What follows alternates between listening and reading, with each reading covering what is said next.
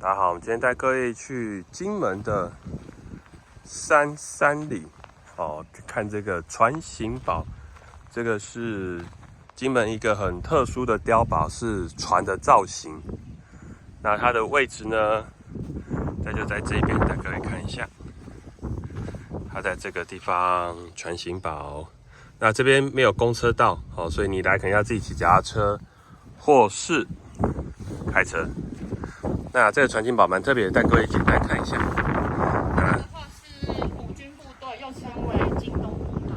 哇，虎军部队、金东部队的队徽，金东师的队徽，我有点年久失修，来掉漆了。